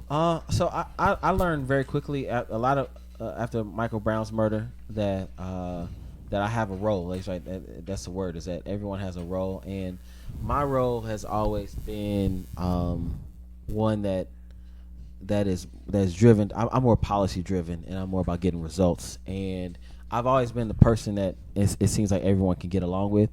I mean, I won my first election in 4th grade at a school I had only been at for 9 months in Columbia, Missouri, and so I was in a majority white school. And as a young black dude in the 90s, and I became the president of the school, and I didn't realize it by myself till probably maybe 4 years. I was like, oh man, I actually accomplished that. That was crazy. Now I think about it. So I think that part of our national conversation and our national political banter is just that. It's banter. It's not productive. And I would hope that my role in the future is to bring us back on policy ideas and results rather than just personalities and people we don't like. I'm the first to say it's very easy for us to talk about our president, and I usually just call him he who must not be named. Like, I don't really like to say the guy's name because he gets so much airtime from our side, from the Democratic side, for just bashing him, and most voters are saying, well, you're bashing the president, but what are you going to do? And we don't really answer that question very well of what exactly do the Democrats or what exactly do Democratic leaders have to offer. We know the other side doesn't have anything to offer, but a lot of people don't know the other side of the story. So they end up going with the one little thing that the other side tends to bring their way. So I think my role is to make sure people are focused on real people. Nobody's talking about crime issues nationally, and that's an issue in every major black community in this country. No one's talking about what our economy really is like. So one thing, so to bring this back to kind of open concept, I learned a lot about. I knew a lot about the economy. I learned a lot about the economy starting a business in 2019. Like the one thing, and I tell you, the one thing that's clear about our economy: if you got $100,000 today in 2019, you could easily get $100,000 from a bank from anywhere else. If you got no money, you can't get no money. You can't find anywhere to get $100,000. If you have $1 million, it's nothing to get $2 million. So our economy is really set up for the rich to get richer and for the rich to have access to everything, and poor people really have access to nothing. It stunned me when I saw it didn't surprise me, but it still is. I think in some regards I kind of get desensitized to surprise in some of the way that news is now.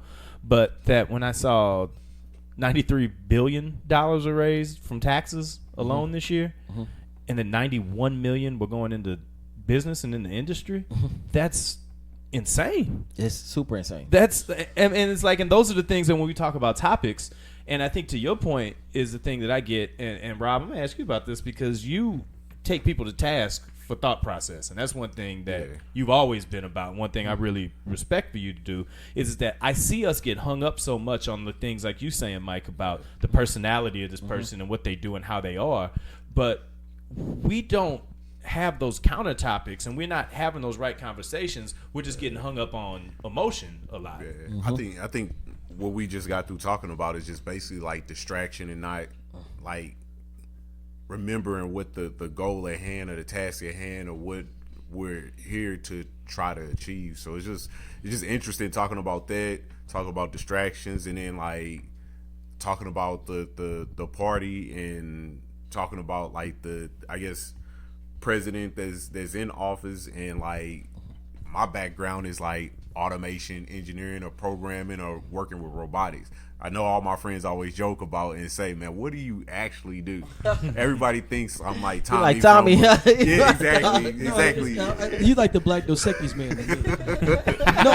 He's the most interesting man. Like if they ever want to flip that, that's the Rob would be it though. Like you fit right in. Yeah. So it's crazy like to hear like, and this is so off brand because most people aren't gonna know the name of the person I'm gonna bring up, but like an Andrew Yang.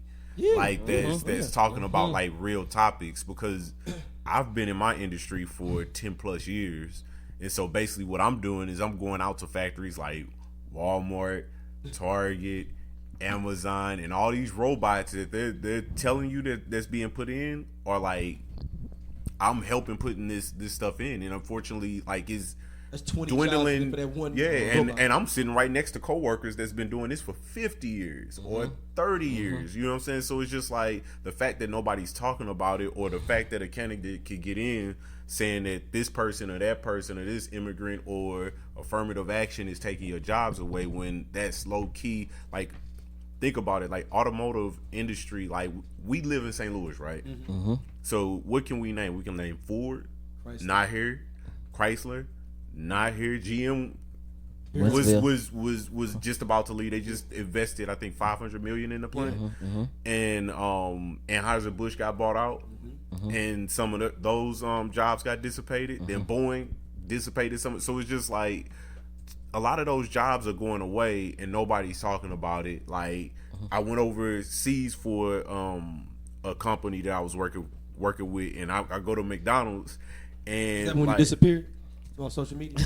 doing part of that time. No, he just don't want to go slide right over there. Like, you know what I'm and basically, like, the it was nobody working there. It was just one or two people behind the counter, but they had, like, you order, like, on, it wasn't an optional thing. You had to order. No, that's how like, McDonald's is in New York. Yeah, and it's Like you said, you go up to a screen and they you do not go up there and order. You literally go up to the screen and they have all the options right there. Do. And you take your ticket up there and somebody give it to you.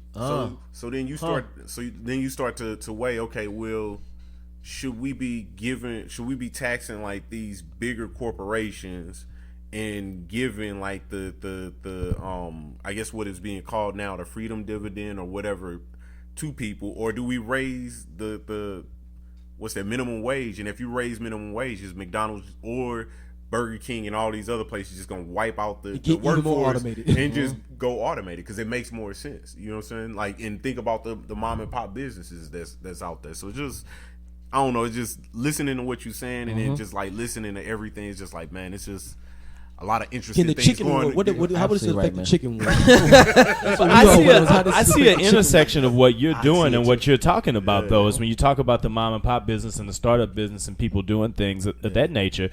Do you, Rob, working in the industry you do you think that it makes more sense for, let's say, a young entrepreneur to look into how can I begin an automated business as opposed to just a brick and mortar work my way up type of business? Do you think that we don't necessarily have to cost ourselves opportunity if we shift the paradigm of how we invest and how we look to get off the ground? Because, for example, in my industry right now, I have no interest in working for a newspaper. There's nothing to do there. I barely have interest in doing audio only content because digital is the way that people are going, and video is the way that people are going, and quick consumables, and people want to be able to see and take in their things as opposed to even stopping to read 700 to 800 words. So to me, it just seems like a natural progression for me to continue to ingrain myself in the way that what I'm interested in, the way that it's going. Do you think that kind of the same thing could be the case for, startup ambition and technology going ahead? Yeah, I mean, it just depends upon how business savvy the individual is. It's one of those things where it's like the more the more risk you take, the more opportunity it is to gain. But it's two sides to that coin. You can either you hit the ground and run, or you can hit the ground and hit your face on the. So it depends. It depends on how you take failure. One thing I learned by going to these big companies is that most people are afraid of, including myself, and that I got to get past, is at big companies, those Fortune 500s, they don't have failures and then quit. You only fail when you quit. And most people can't get past failure. They're afraid of failure. So when you go to these big corporations, what you learn is they have lessons learned and continuous improvement.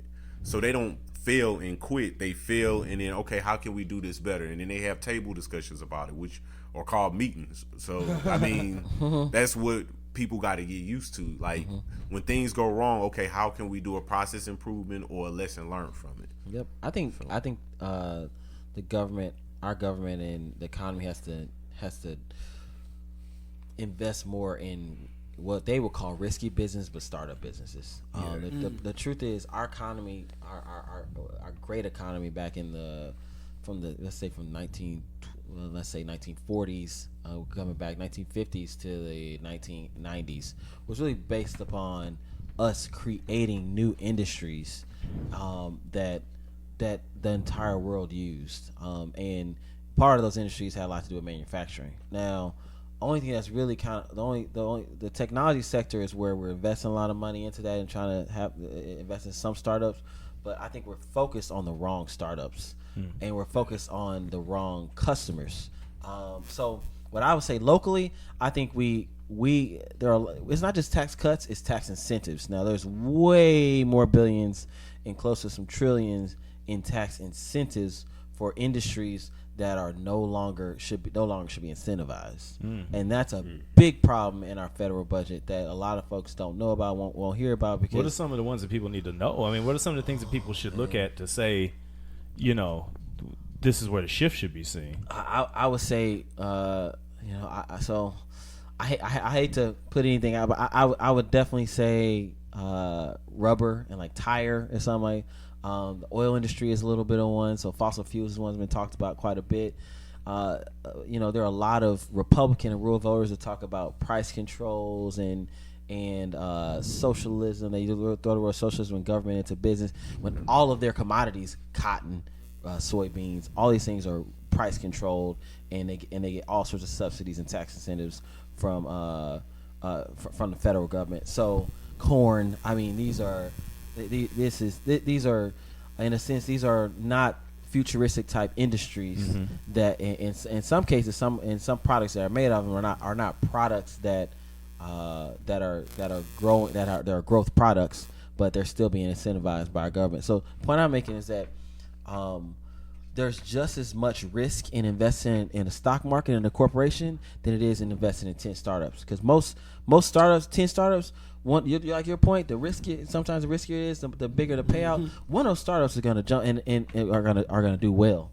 One of the startups is going to do well, and if that one blows up, it can create an entire new industry, but it's definitely going to cover all the losses from the other 9. The other thing I think is very important is that, and this is where, as an African American entrepreneur, African American women, number one, are not utilized in entrepreneur 100%. Space near as much. African American, and I tell my wife this all the time. Like when I finally make my money, I really want to invest in an African American women investment group that invests just in other African American women companies. I think the 1 out of 10 scenario that is usually mostly used by banks or by folks who've been in without saying a better way of saying folks who've been with money for a long time. They don't. I think African American women have more of like a 3 in 10 scenario. I agree. Or 4. I think African American women are the highest educated socioeconomic group in the country. So most African American women got a bachelor's degree, 3.3 GPA or higher, or they got a master's or PhD. So they know what they're doing, and they've been knowing what they're doing for years. And they're in control of a ton of small businesses called their homes all the time. Yeah, absolutely. And the other half of that is they are also tend to be the highest consumers as well. So there's a whole bunch of products out there that African American women want to buy, but no one's giving them the money to invent that they or run the company away. When you talk about we talk about Wendy's, there's got to be a black woman running Wendy's social media. I mean, gotta be. I mean, when I was thinking about these CEOs, honestly, there are a lot more African American women getting to the VP level in corporations, and I guarantee they're saying, look, there's all this out here that you don't know about. This is your third world market right here. Stop going over here over do international. You got plenty of customers right here in North City that you can reach out to with a new chicken sandwich, Popeyes. Instead of they're going to Chick-Fil-A right now. They're going all the way to Chick-Fil-A on a Saturday. They can stay right in the neighborhood and get a chicken sandwich they want to. But the point I'm making is that our government also incentivizes and backs a lot of our banking and investment system. They give a lot. So there's financial services, and then there's technology, and then there's a lot of commodities that really hold up our economy. The financial services and technology sectors are already very, very high risk because it's the wrong people making these companies. If you invest in black women and black men, you can make good companies for way less than you'll ever spend on those other ones. You ain't gonna have that many black women that need $10 million to start a company. Nah, not And they're always fundraising me? too. It's like they always fundraising. And that's really gets me too. Like, so there's some technology companies that's raising $500 million to start a company. Before they even could make. Did you know Uber hasn't made a profit yet? No, Netflix hasn't either. What? They haven't made a profit yet. Netflix hasn't either. You've got large swaths of the economy investing millions of dollars to a company, and they don't even know how it's going to make a profit yet.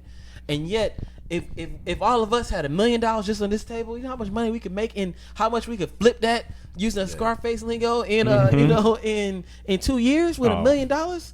All we gotta do is throw one party, like, and we gonna have the interest right there, already paid off. And I think that the thing that you say about when you look at parties, when you talk about if I was in that position to be investing in different things like that, and with that, investing into the black community is a guaranteed turnaround because who's going to support themselves stronger than the black community? Very true. I mean, and I think that it's more so than any other point right now. You see people looking to do that. You see people trying to find things that are going to go out and do that. That's why you saw the project, Daryl, we talked about it a couple weeks ago, to people that are looking to put together the national black business directory, so that people, when you travel, they know where to go and you know how to find those things. You don't have to stop at shortchange. Yeah, I mean, like anything that you want to do, you can find somebody who you don't have to go give it to this massive corporation, go and support. It's like a national small market business, small market support network, and that's huge. And then on another level, it's intercultural support. And I think that that's where a lot of that growth can come from. So that's why, I don't know. I think that we're just scraping the potential of what we can do. I think we got to be at the intersection of technology. We got to stay abreast of what's happening in the news and what are some of the real topics that are happening and not get distracted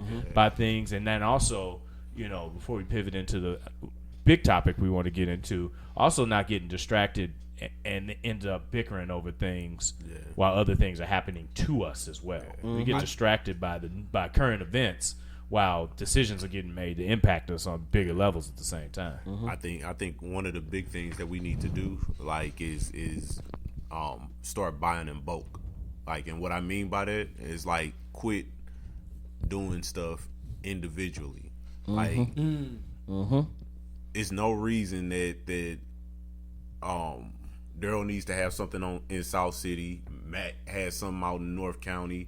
I got something, like, your consumer has to drive all over the place to get what they need. Like just the Chinatown theory. So, like, why don't we have, like, an area where we just buying up blocks and starting businesses, and we have some areas where some people are poverty stricken, but they living right next to the engineer or the lawyer or the business owner or the journalist or whoever, and these kids or the kids that are growing up are benefiting from seeing, okay, all these this melting pot of everybody doing all of these different things.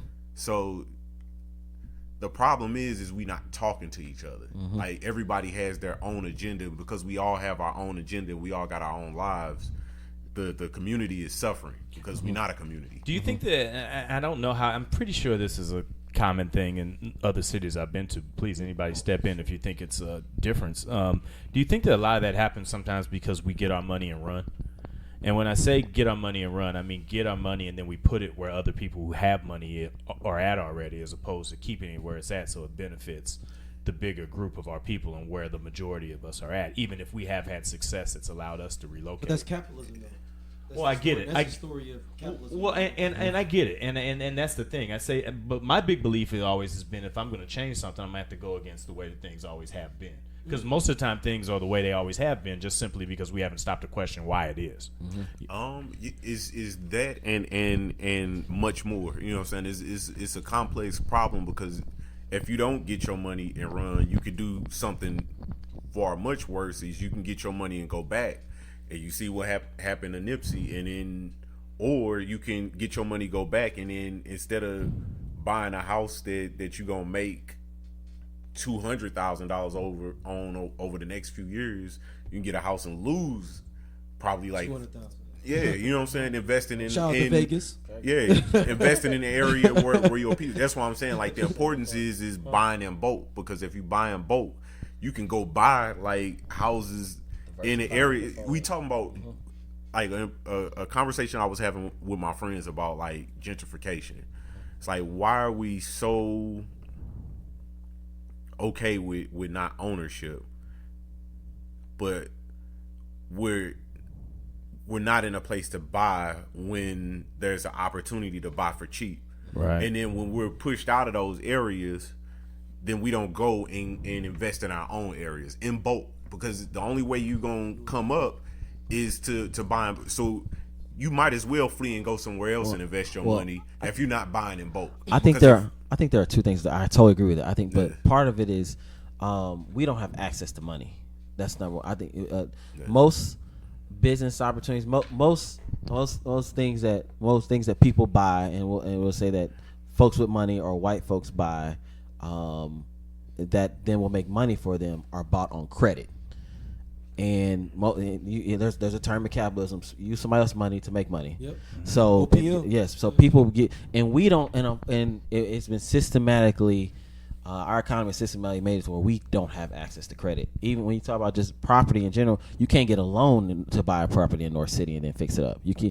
Redlining still exists today, but from a different organization, from a bank rather than from just from the realtor association. So I think it's important that we create and that, just do what you said, which is group together and work together to create our own capital and our own capital opportunities. So another thing that a lot of Caucasian communities have, whether it's a Jewish community or a German community or Italian community, they have angel investment groups, and they have family run angel investment groups where they invest in their own cousins, they invest in their own, and they'll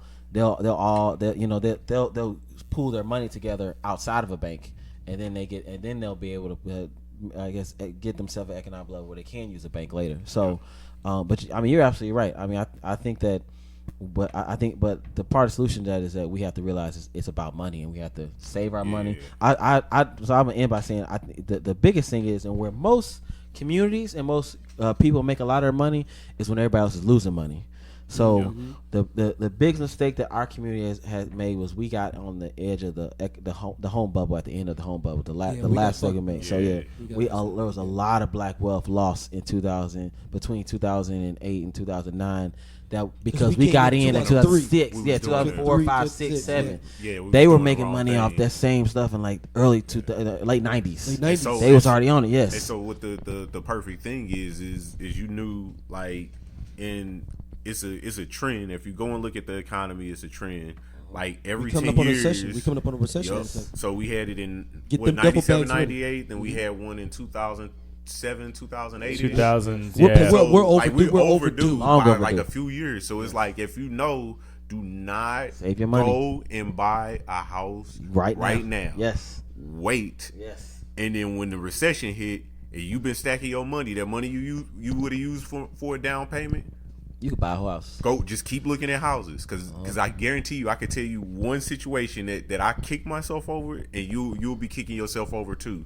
Is use that money and buy you like a 2 or 4 family or something like that. That's my dream. And it's gonna be cheap, because once the recession hit, ain't nobody is not gonna be that many people that can buy. Yep, there's gonna be a whole lot of renters too. Yep, like absolutely. So your 4-family becomes a profitable cash cow, right?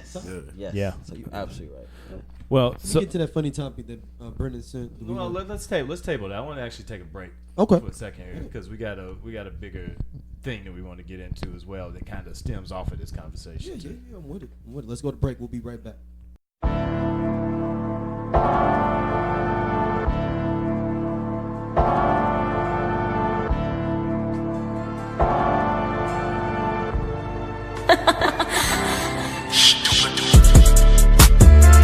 For that lick the best.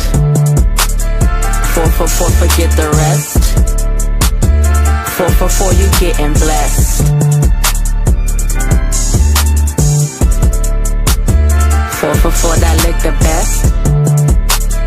4 forget the rest. 4 you getting blessed. Yeah.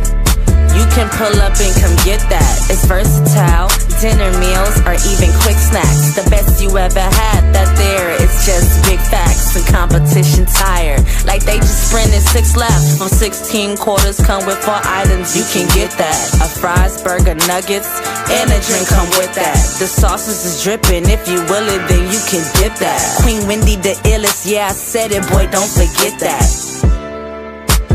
4 for 4, that lick the best. 4 for 4, forget the rest. 4 for 4, you getting blessed. Yeah. Now, everybody knows blows get thrown in elevators. But what can happen when you mix Twitter with hella haters? They super salty, throwing shade, but would never fade us. How could you blame us? First lady, so Wendy's seeing paper. We're back. We finally back.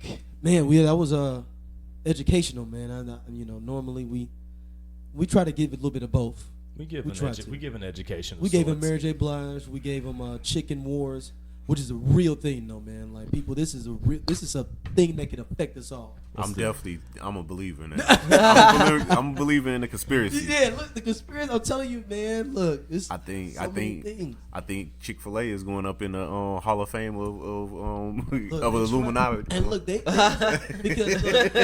I'm trying to think, because KFC, I think there's like the original. I think they're the original fast food chicken.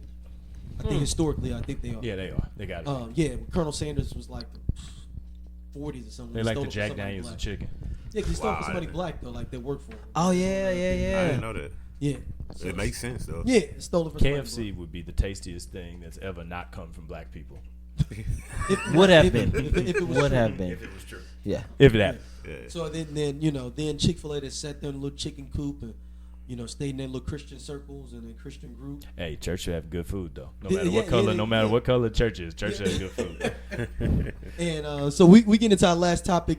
This is gonna end. We're gonna kind of do a double play for y'all. This one's gonna end after this topic. Then we're gonna give you a bonus episode and content on Friday with a bigger overarching topic. So you're getting double time with some dope people and dope content. So we get everything we can get out of.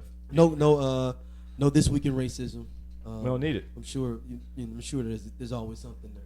We flipped it. We flipped it this time. Yeah, this week in chicken. This week in opportunity. No, yeah, there we go. This week week in opportunity. This week in opportunity. Shout out to all the chicken shacks out there. I need my black chicken shacks to get on board. Heroes Chicken. Hey. What's my one down in Dallas, man? JJ's Fish and JJ's. Chicken. But JJ's is half owned by our Arab brothers and sisters, which is nothing wrong with that. But I just need them to, figure that little property. We need a local comeback out of London's. Oh yeah, man.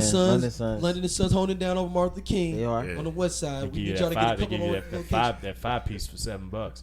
And DoorDash get it now too. Yeah, DoorDash. So you ain't got to go into the trap to get your chicken. You gonna send some white college student in that trap to get their chicken? There's nobody over there white that's picking that chicken up. You getting that from your neighborhood. Have you seen anybody? Nobody's white brought you London and Sons? No, never. They won't even pick. They probably don't even. Not getting the call over there. Let's say it that way. I wouldn't want anybody. Hold on. Your description. I wouldn't want anybody that's white that's on Martin Luther King and because they're on a different vibe. Yeah, they looking or for something you else. you can put your instructions like, hey, I would advise someone white not pick this. I put it this. I don't do that. I don't put special instructions in there because I don't want people to mess with my stuff. But I look at that part like I look at South County. Like, listen, I'm probably not going down there to pick up anything, and this is St. Louis, baby. We know everybody got their own corner. Yeah, we segregated and we know it. We love it. But last story, man. Shout out to Brennan who sent it to us. Yeah, we got the rare in-show request, which is incredibly difficult to do since it's not a live program. But he just had a feeling that we were taping. I had saw this so too, funny. but I just had kind of put it on the shelf because I didn't know if it was going to fit. But this fits. According to the stories out there saying there's somebody that won $188 million through the lotto who is being sued by their pastor for not donating to the church. They are suing her for $10 million, basically on one of the strongest pay what you owe schemes of all time. Oh boy! And with that 10-10. Right. And with that tithe. That's that shakedown. That's what that is. What, It's- what, is, that's what, that is, this a, Suge Knight is, this a, shakedown. is this a Right. black church or a white church? It's a white pastor and a black lady who won. Oh. So he's doing the what's my homeboy down in Houston want to open up this spot for black people during the hurricane. Down That's in not true. Oh, you man. talking about Joe? Yeah, but That's not true? partial. It's partially true. The way they said that he wasn't opening it at a particular time, and then they took it and said he wasn't opening it. Well, but I figured during a hurricane, any time it should be open. I don't think it should be hours. Like, you know what? Yeah, I know y'all suffering outside on I had to ramps. look But into we that. got part-time hours That's that you what- need no, to abide that's by. kind of messed I up. had to look into that because Joel Osteen got said a Jesus fire is always on podcast. time. I know, but that's still kind of messed up though. Like, we only open. I know you suffer right now. Let's stay on topic here. We can do call out session later on, but so this is so Marie Holmes is her name, and this is a dramatic article. It's on EliteReaders.com. Marie Holmes' life was completely turned around when she won the Powerball lottery jackpot worth $188 million. But not long after receiving a large part of her winnings in a lump sum, she became subject of several news reports.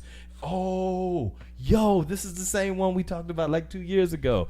It's the lady that put $21 million on bail money down. Oh, they came back on her. Yeah. for On her a new boyfriend? dude. Yeah, Yeah. she's young though. She's a young woman. Yeah. I'm lost. So her dude, she had a little thug dude. She won like 100 and some mil. He was out there trapping her with her money, and then He got locked up. he tried to flip that. We was just talking about flipping. He was buying some stuff in bulk, as you said, Rob. He was buying some stuff in bulk. You gave him a suggestion. He said he was buying some stuff in bulk. Yeah. Maybe it wasn't illegal buying in bulk, but nonetheless buying in bulk. Wow. He got caught up, and it was like And he had got to- caught like multiple times. And had to Multiple take- times. yeah. And she bailed him out every time. Yeah, and she Golly. threw big bread at getting him out of jail. So Golly. now I guess that her pastor She saw promised that this was no, that happening. messed up. She promised the pastor they was gonna send it. So they had to start the construction on the new building off of her saying like, "Yo, we got you." That's why she getting sued. Ah. It wasn't just because she promised them like, "Yo, I got y'all on some promissory note." Like, "Yo, Did Coming she sign anything? yeah," she said, "I'm coming through with it."